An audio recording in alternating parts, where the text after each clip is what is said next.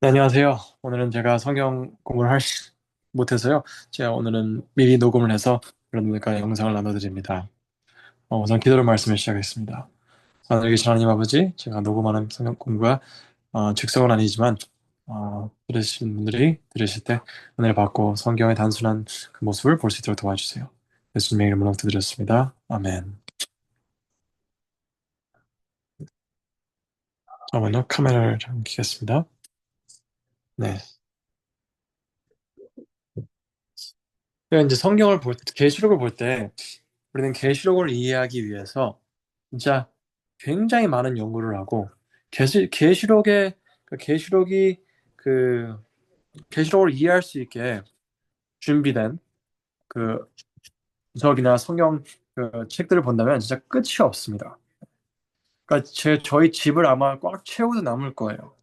근데 문제가 뭐냐면 문제가 정작 책은 요만한데 계시록은 요만한데 계시록을 이해하려고 준비하는 그 재료들이 이만큼이라면 뭔가 잘못된 것입니다. 이게 이거를 이해하기 위해서 이만큼을 준비한다는 것은 말이 안 되는 거예요. 상식적으로 생각을 해보세요. 말이 안 되는 것입니다. 근데 사람들은 그 그렇게 해야 되는 것처럼 생각하고 계시록을 이해하려고 성경을 이해하려고 굉장히 많은 그런 책들을 보고 그런 노력을 합니다. 근데 계시록에서는 그러니까 이제 그 계시록 이야기는 새 예루살렘을 입성으로 끝나고 모든 게 회복이 되고 근데 그 전에 불바다 있고 바벨론의 몰락이 있고 나와라는 말이 있고 그렇죠? 그리고 소돔과 고모라 나오고 애굽이 나오고 그리고 광야에 있는 교회를 보게 됩니다. 감사합니다. 저-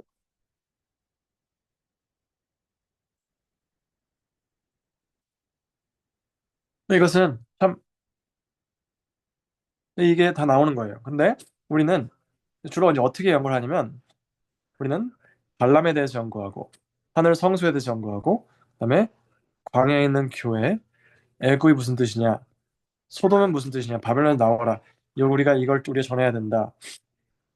우리는 그 바벨론에 몰락이 있다. 그리고 불바다에 저항한다. 다 따로따로 보게 됩니다.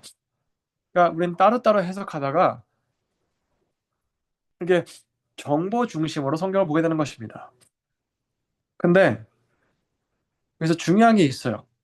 근데 이것은 계시록은 이렇게 올라가는 이야기라는 것입니다. 이야기. 이어진 이야기예요. 이어진 이야기. 이야기. 왜 이러지?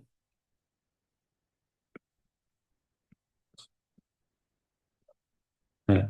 이야기입니다. 근데 우리는 이거를 흘러가는 이야기로 보지 못합니다. 네.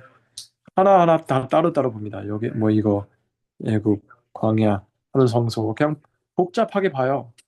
근데 성경은 이러라고 준 게 아닙니다. 근데 뭐 가장 확실하게 보여준 게 뭐냐? 네. 우리가 계시록을 우리는 주로 다니엘과 계시록과 함께 연구하는데 근데 다니엘서와 계시록과 연관된 부분은 굉장히 적은 부분이에요.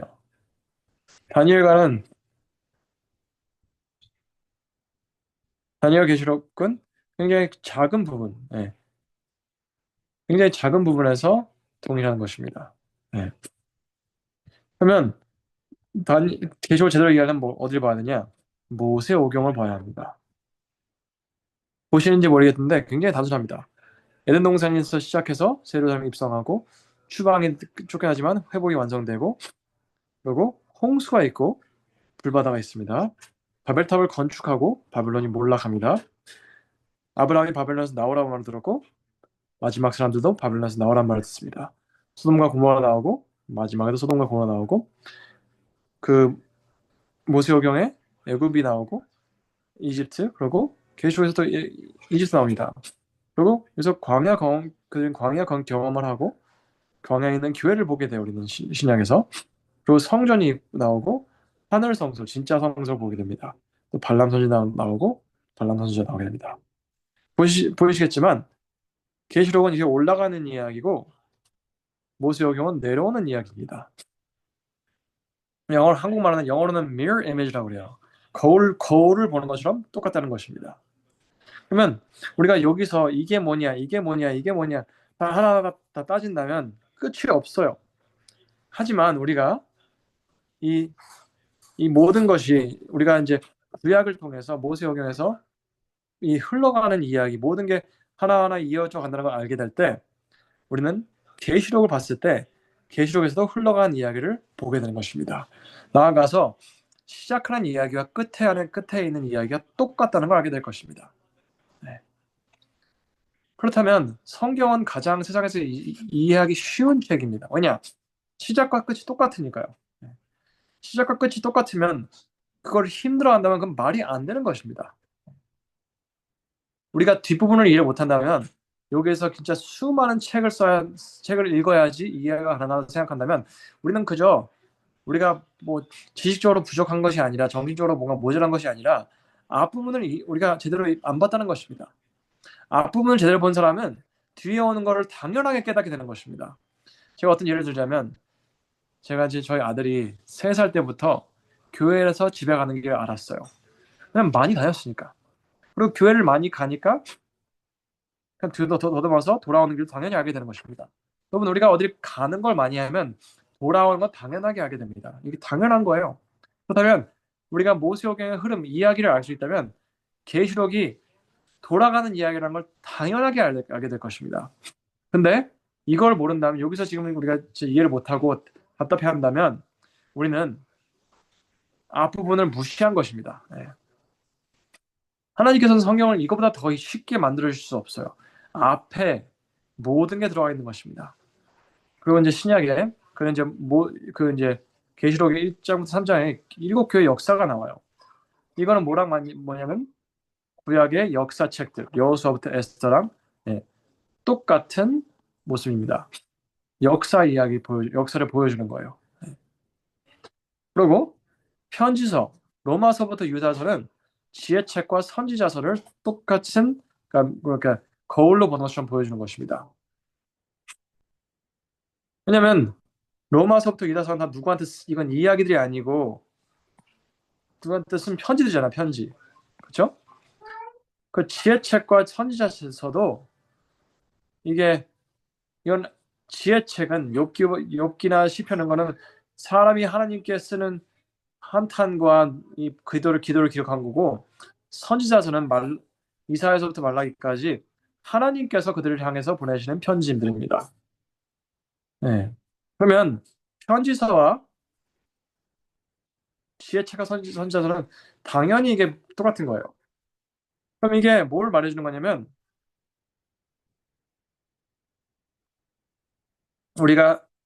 우리가 구약을 안다면 잠깐만요.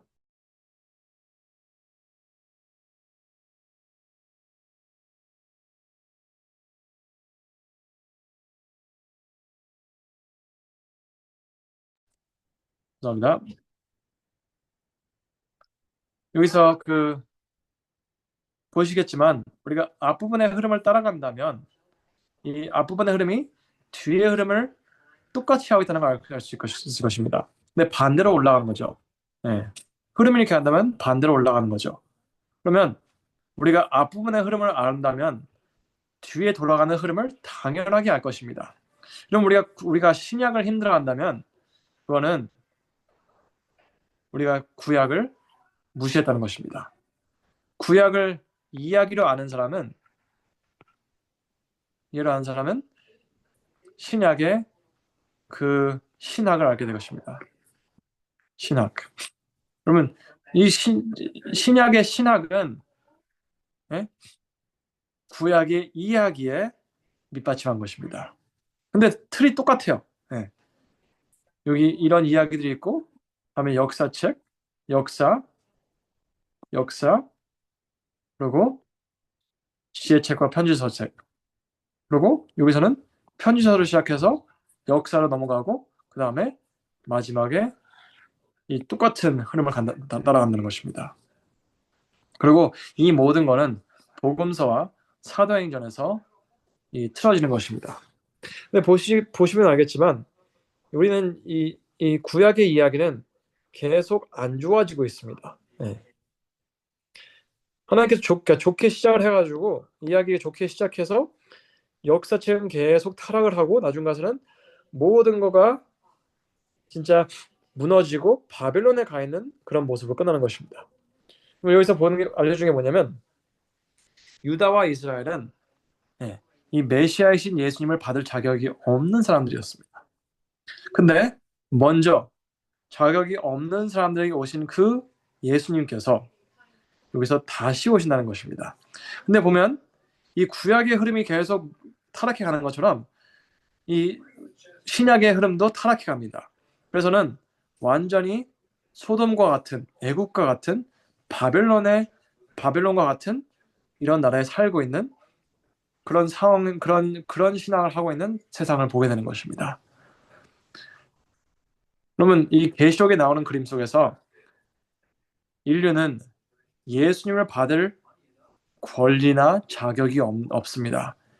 하나님께서 그냥 충분히 너희들이 알아서 죽어라 하실 만큼 적당한 상황입니다.